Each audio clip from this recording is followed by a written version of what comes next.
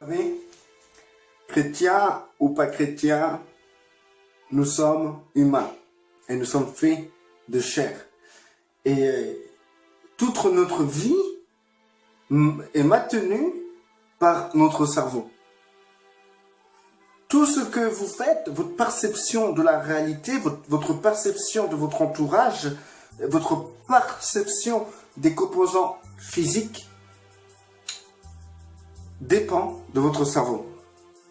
Tout ce qui tourne autour de la réflexion, de l'intelligence, des émotions, ce que vous ressentez, ce que vous analysez dépend de votre cerveau.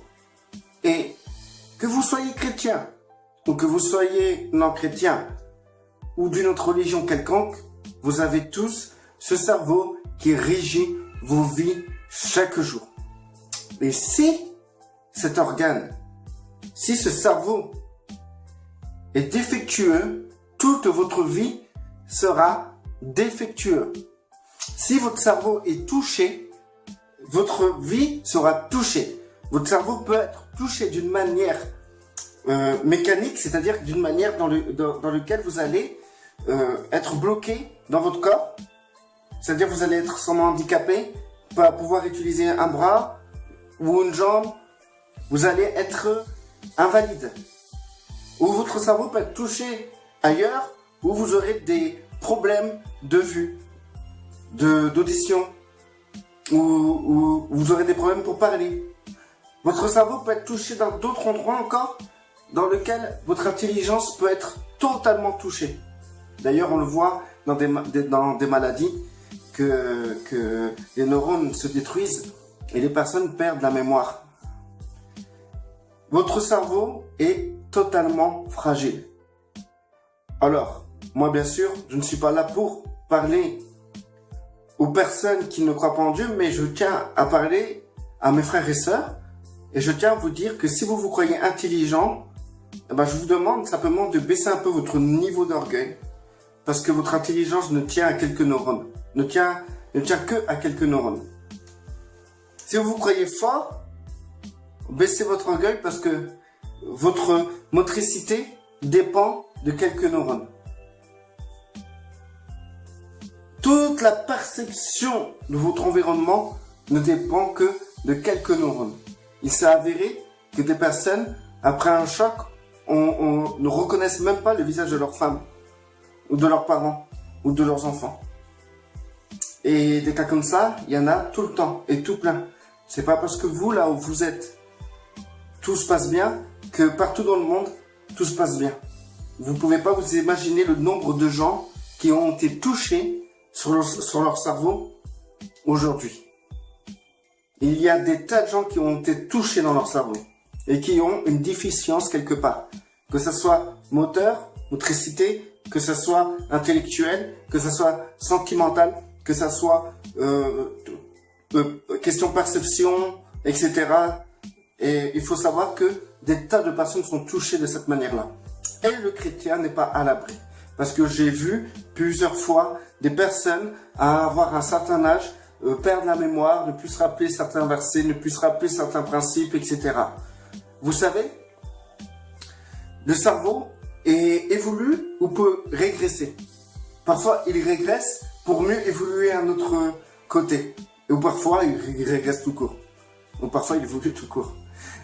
Vous savez, lorsque vous connaissez une personne, lorsqu'elle avait 16 ans, à 20 ans, c'est une autre personne. À 25 ans, c'est encore une autre personne. À 30 ans, c'est encore une autre personne. Parce que en fait, la personnalité dépend aussi du cerveau. Par exemple, la personne qui... Parce qu'en fait, il faut savoir, il y a toute une combinaison de processus, de choses qui permettent à l'individu d'avoir une personnalité. Alors, il faut savoir qu'à l'origine, l'individu a déjà son identité. Mais par contre, le cerveau est un filtre qui limite l'âme. Votre âme est illimitée. Mais dans votre corps, votre âme ne peut que dégager ce que votre cerveau permet de dégager. Par exemple, si votre cerveau a une déficience, votre âme sera limitée pour libérer ce ce que votre âme est capable de faire. À l'origine, nous avons tous une âme illimitée, une âme qui a une perception très puissante. D'accord? Je ne parle pas de l'esprit. L'esprit, pour le chrétien qui a fusionné avec le Saint-Esprit, c'est autre chose encore. Mais je vous parle de votre âme, de votre intelligence, de vos émotions, de votre volonté, en général. D'accord? Donc, il faut comprendre que votre âme a une puissance incroyable, c'est-à-dire une perception des choses. Alors, ça c'est déjà vu, ça m'est déjà arrivé. Lorsque quelqu'un perd conscience par un choc ou quitte son corps, son âme prend le dessus. Son cerveau est éteint, son âme prend le dessus et d'un coup la personne a une perception des choses incroyable. Une perception que même jamais il a imaginé que ça existait. Cette personne qui quitte son corps ou que son cerveau s'éteint et que c'est l'âme qui reprend conscience, qui est séparée même presque du cerveau et qui pense par elle-même sans passer par le cerveau, et ben en fait ces personnes-là ont comme d'un coup l'intelligence surdimensionnée, des émotions si fines. L'âme est capable de voir aussi, donc il voit les couleurs d'une autre manière, etc. Mais par contre, lorsque l'âme est dans le corps et que l'âme se connecte au cerveau, parce qu'il ne se connecte pas au corps, il se connecte au cerveau, et ben en fait, pour que votre âme puisse lever la main, il doit utiliser tout un mécanisme dans votre cerveau pour que vous puissiez lever votre main. Mais si ce côté du mécanisme est touché, et ben votre âme peut toujours demander que votre main soit levée, votre âme peut vouloir que votre main se lève, mais ça ne se fera pas. Parce que la partie qui permet justement que cela se fasse est défectueuse. Alors, pareil, quand je vous parle là, il y a tout un mécanisme qui se crée. D'accord? Je viens vers vous en parlant, et pour parler, il y a tout un mécanisme que l'âme, que le cerveau peut permettre à l'âme. D'accord? Donc, je m'exprime, je ressens, je réfléchis, c'est l'âme.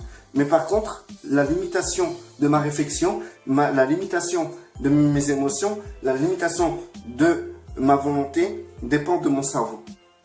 Donc, plus votre cerveau est en bonne santé, plus votre âme aura une meilleure capacité de se développer, d'agir dans le monde physique. D'accord?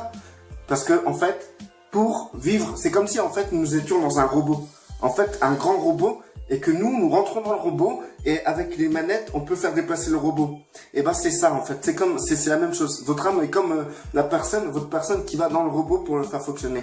Mais si jamais il y a un circuit qui tombe en panne, et ben, en fait, si c'est le circuit du bras, et ben, en fait, si vous voulez vous-même, dans le robot avec les manettes, vouloir lever le bras du robot, ben, vous pouvez pas car le circuit est en panne.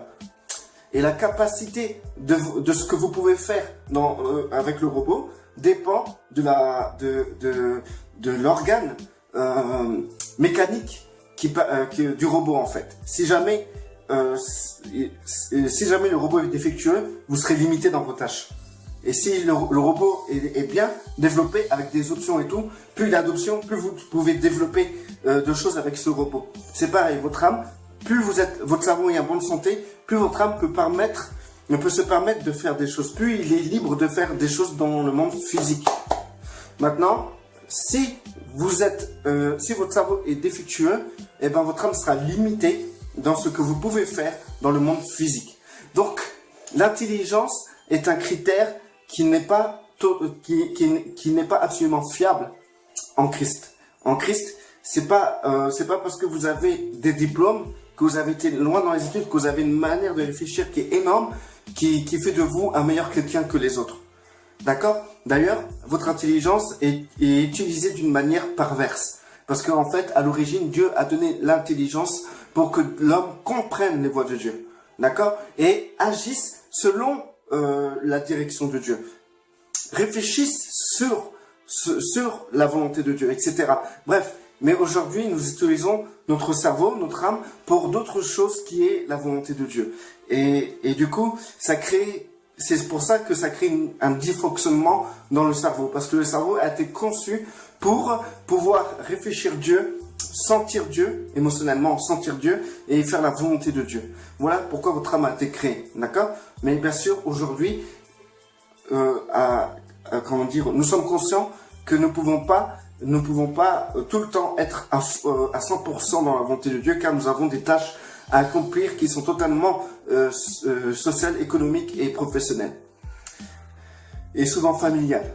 Mais nous pouvons entrer dans la volonté de Dieu et faire ce que Dieu veut dans sa volonté, c'est-à-dire aller là où il veut qu'on soit et faire ce que lui, il veut qu'on fasse. Et utiliser notre intelligence pour accomplir les tâches qu'il nous a données. D'accord? Donc, c'est possible que Dieu vous demande de ne plus aller travailler pour faire sa volonté d'une manière complète, ou Dieu peut vous demander d'aller travailler parce qu'il a un plan derrière ce qu'il vous demande. D'accord? Donc, voilà. Alors, c'est un grand résumé des choses que je vous donne. D'accord? Donc maintenant, le chrétien qui va tout le temps étudier, il va développer une réflexion, une intelligence, etc., qui lui permettra de se mouvoir dans le monde chrétien, d'accord? Mais par contre, Dieu ne s'appuie pas sur ce genre de choses. L'intelligence n'est pas la mémoire, c'est-à-dire que tu ne dois pas mémoriser justement la parole de Dieu pour penser mieux comme un chrétien. C'est pas le but de Dieu. Dieu, ce qu'il veut lui-même, c'est qu'en fait, que tu utilises ton intelligence pour interpréter la lumière que tu as reçue en toi. Car il est écrit que l'homme n'a plus besoin d'être enseigné par personne, par aucun homme, mais l'esprit, l'onction qui est en lui, lui enseigne toutes choses. Mais l'onction qui est en nous, nous enseigne. C'est-à-dire qu'il y a une liaison entre l'onction, l'Esprit Saint et l'intelligence. Parce que qui dit enseignement dit fonctionnement de l'intelligence. Donc c'est-à-dire et tout que le Seigneur veut raviver votre intelligence pour que vous puissiez avoir une communion directe avec lui. Directe et forte avec lui. Il ne vous demande pas d'apprendre par cœur les versets. Parce que quelqu'un qui ne croit pas en Dieu est capable d'apprendre par cœur les versets. Donc, vous voyez, si quelqu'un qui ne croit pas en Dieu peut apprendre par cœur les versets, la Bible parler comme un chrétien, alors cela démontre qu'en fait, il n'y a pas besoin du Saint-Esprit pour arriver à ce niveau-là. Mais par contre, nous avons besoin du Saint-Esprit pour pouvoir comprendre Dieu. Et nous avons besoin de notre intelligence pour comprendre Dieu. Voilà. Maintenant, celui qui se croit intelligent parce qu'il a des diplômes ou il réussit, ou il est souvent premier de la classe, etc. Sachez que votre intelligence ne tient à rien.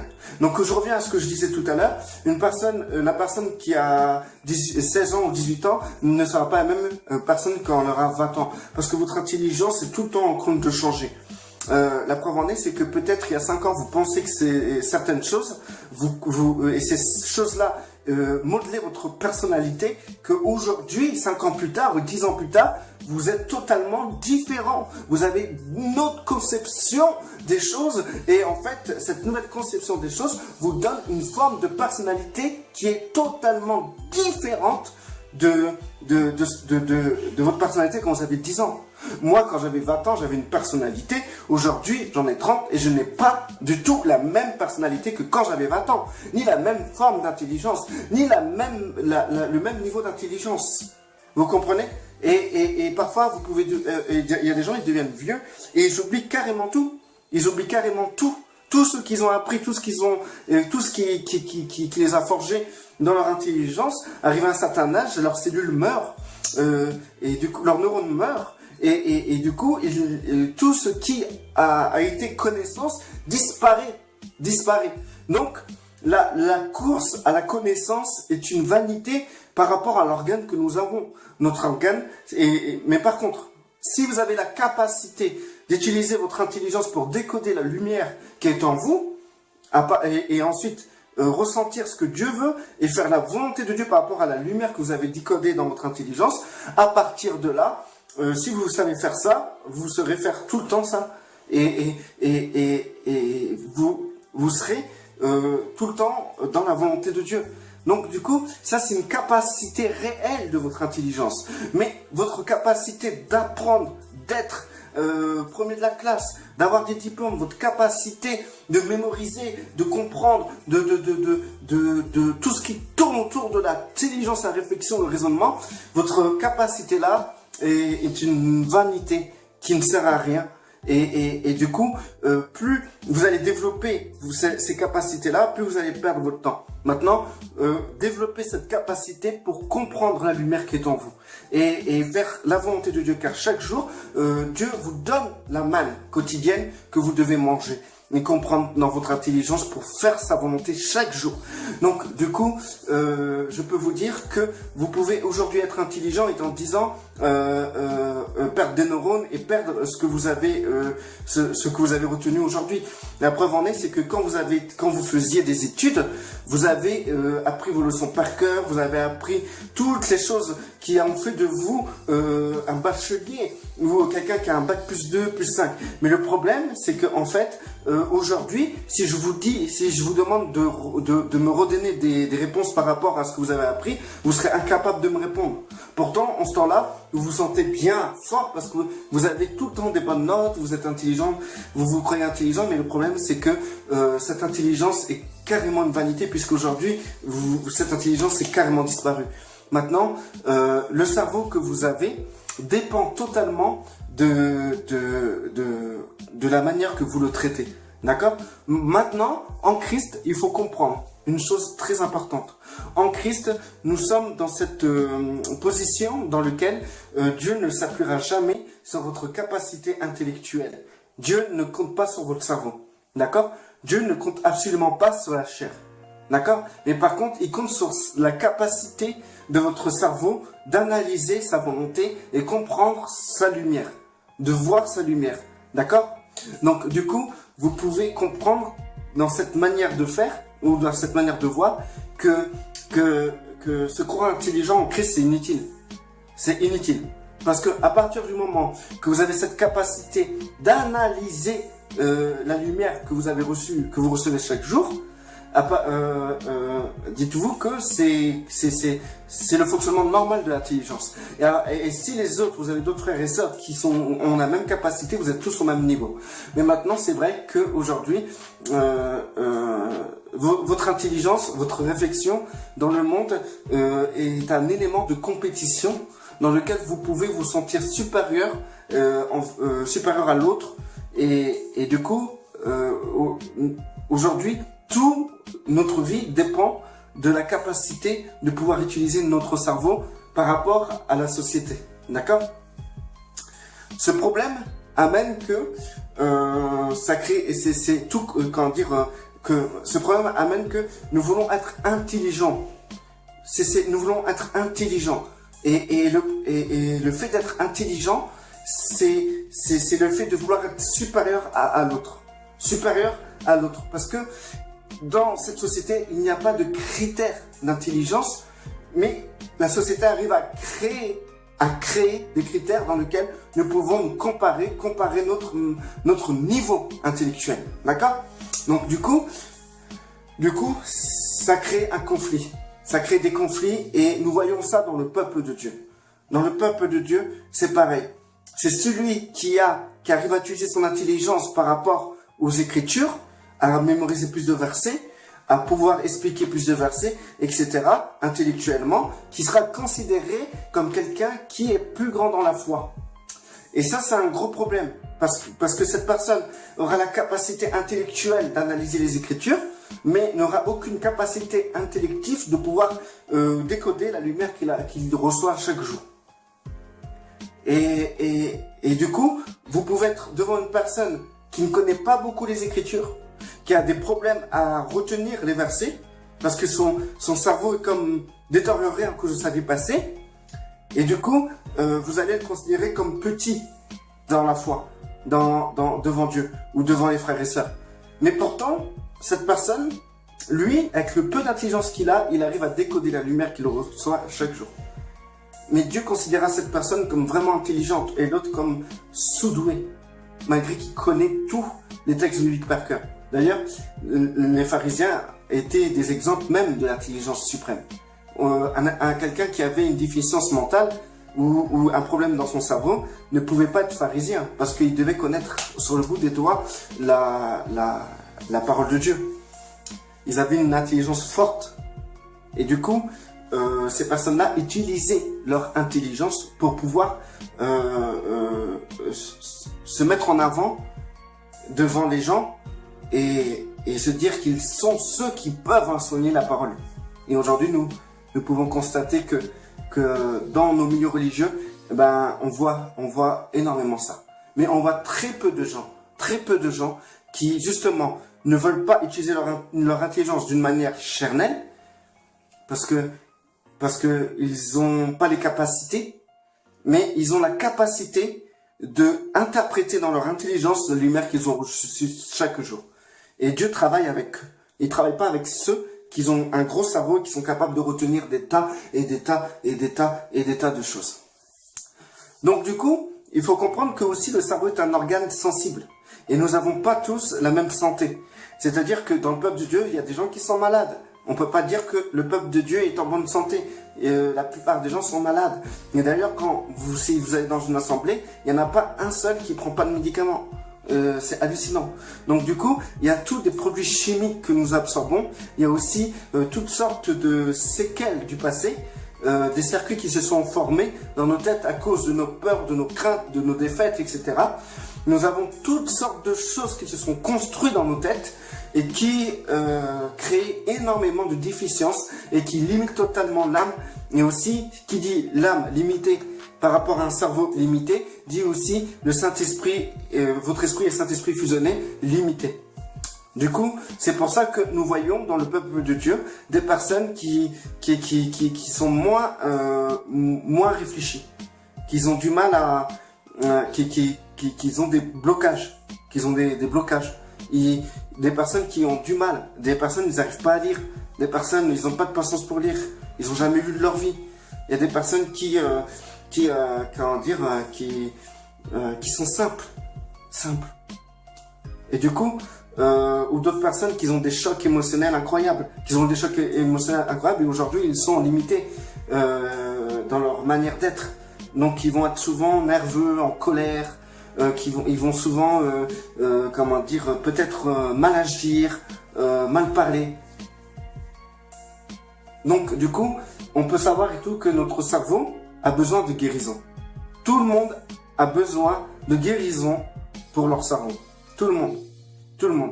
C'est peut-être pour ça que souvent la position des mains, c'est au niveau de la tête.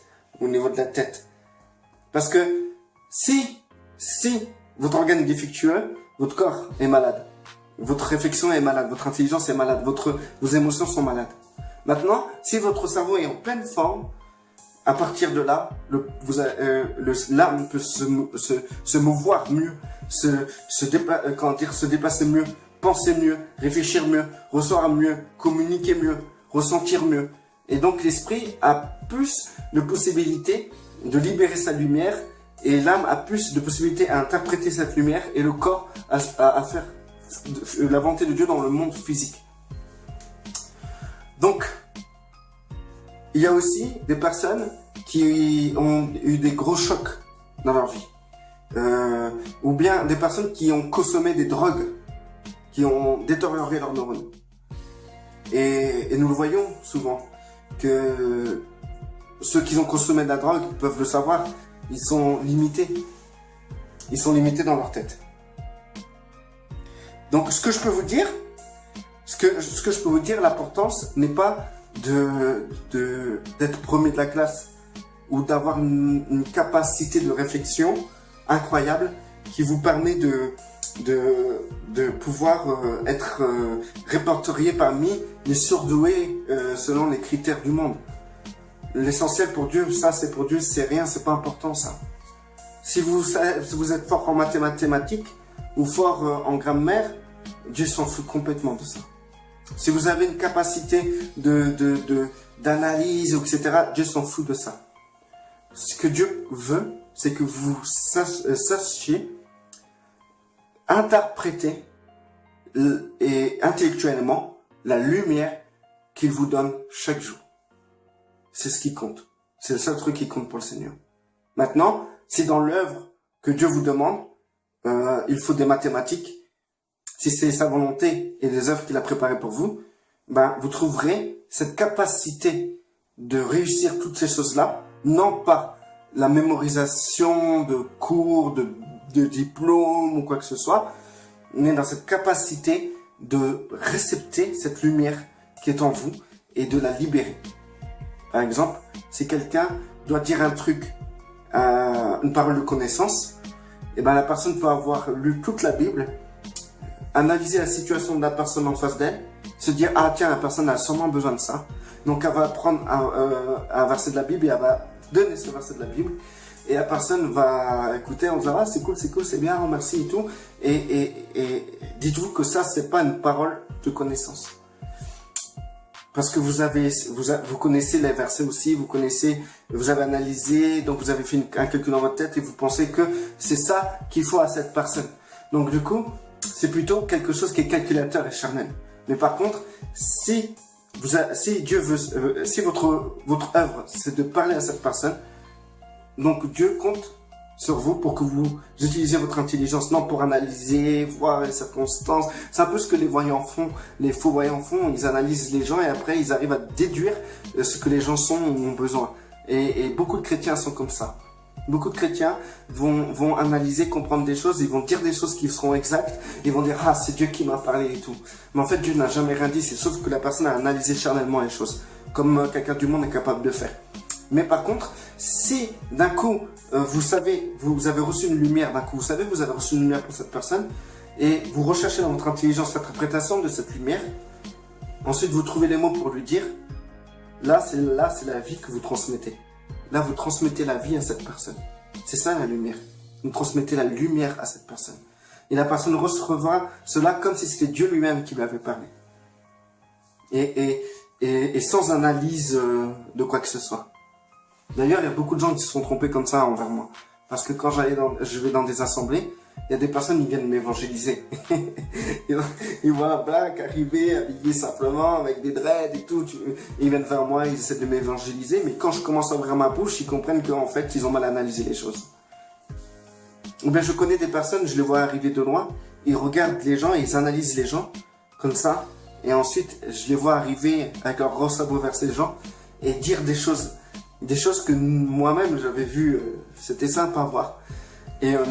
Et du coup, ces personnes-là font passer ça par la parole de c'est Dieu qui leur a parlé. Par exemple, une personne qui s'habille d'une certaine manière, comment dire, on peut aller vers elle et dire oui, je sais que tu as des problèmes d'argent, le Seigneur m'a dit que tu avais des problèmes d'argent, et donc alors tiens, je vais te donner 30 €, c'est le Seigneur qui me met ça à cœur parce que je sais que le Seigneur m'a dit que tu avais des problèmes d'argent. Mais en fait, tu avais très bien vu que cette personne avait des problèmes d'argent. C'est vrai. Et par contre, si la personne est vraiment bien habillée, costard, tout ce que vous voulez, bien coiffée, parfum à 90 €, tout ça, mais en réalité, cette personne a ça depuis longtemps, et en fait, en vérité, elle n'a rien à manger à midi, et ben en fait, à cause de cette analyse charnelle, vous n'allez pas vers cette personne, vous n'allez pas vers elle, et vous lui dites pas vous avez besoin d'argent, Dieu m'a mis à cœur que vous avez besoin d'argent, parce que en fait votre analyse reste intellectuelle. Donc si vous vous confiez à votre cerveau, dites-vous que vous vous confiez à quelque chose qui est instable. Votre cerveau est instable. Et encore une fois, tout à l'heure, j'ai pas encore terminé l'exemple, à chaque fois je dis tout plein de trucs. Lorsque la personne a 20 ans, à 25 ans, elle est une autre personne. Parce qu'en fait, elle a toujours c'est la même personne, mais elle a une autre personnalité pratiquement. Quelqu'un qui devient père change de personnalité. Mais par contre, elle est la même personne. Mais sauf qu'il y a beaucoup de choses, beaucoup de cases dans son cerveau qui changent de place, d'autres qui se créent, et ça crée un papa. Vous comprenez ce que je veux vous dire? Maintenant, c'est instable. Notre cerveau est instable. Nos neurones peuvent mourir, etc. Nous pouvons perdre la mémoire. Nous pouvons oublier ce que nous avons entendu le prêche du dimanche dernier. D'ailleurs, je vous pose la question. Le prêche de dimanche dernier, là, vous vous rappelez de ce prêche-là, de quoi il parlait exactement, ou bien il y a 2 semaines. C'est pour ça que le chrétien a toujours tendance à apprendre, mais il ne parvient jamais à la vérité. sans pouvoir parvenir à la vérité. Il apprend sans cesse sans pouvoir parvenir à la vérité. C'est ça un verset. Bon, le verset, il est mieux construit que ce que je vous donne. Mais c'est un cas, c'est une réalité. Le chrétien apprend sans cesse sans parvenir à la vérité. Ça veut dire qu'en fait, le chrétien compte sur son cerveau, mais ne compte pas sur l'onction et utilise pas son intelligence, simplement son cerveau, pour comprendre, recevoir la lumière. Parce que la vérité se trouve, la vérité est en vous, et c'est le Saint-Esprit, l'Esprit de Christ. Donc la seule moyen de parvenir à la vérité chaque jour, dans la volonté du Père ou quoi que ce soit, c'est de pénétrer la lumière grâce à votre intelligence, à décoder. Votre intelligence n'est ni plus ni moins un décodeur, et non un outil de perfectionnement dans lequel vous allez pouvoir être chiffré parmi les plus intelligents de la société dans laquelle vous vivez. Donc du coup, la personnalité change aussi. À vous de voir les choses. Rappelez-vous quand vous avez 20 ans. Ou bien ceux qui avaient 20 ans, rappelez-vous quand vous avez 16 ans ou 18 ans. Les temps changent. Votre cerveau change aussi. Et votre manière d'agir, ou de penser, ou de vous comporter change aussi. Donc c'est-à-dire que votre cerveau est instable. Vous ne pouvez pas vous appuyer sur votre cerveau. Ne faites jamais confiance à votre cerveau. Il faut absolument vous appuyer que sur Christ. Et aussi, vous devez utiliser votre cerveau pour simplement décoder la volonté de Dieu, récepter les émotions de Dieu et aussi faire la volonté de Dieu. Bien sûr, dans vos tâches de tous les jours, vous allez utiliser votre cerveau. Pour conduire, il faut utiliser votre cerveau, etc. C'est normal ça. Mais il faut pas trop mettre vos cerveaux à un piédestal élevé, parce que il suffit d'un tout petit truc pour que ce que vous étiez change. Vous comprenez ce que je veux dire? Par contre, les gens qui ont l'Alzheimer, ils ont une déficience dans leur cerveau, mais ils oublient tout, ils peuvent tout oublier, mais ils n'oublient pas leur Seigneur. Mais tu pourras pas leur imposer une théologie à ces gens-là. C'est pas possible. De toute façon, ils oublieraient votre théologie. Mais ils oublient pas leur Seigneur. Ça, c'est génial. C'est génial. Et donc, ils reviennent, même leur état est un état beaucoup plus pur que nous, parce que nous avons été souillés par nos réflexions, notre agitation, notre manière d'être, etc.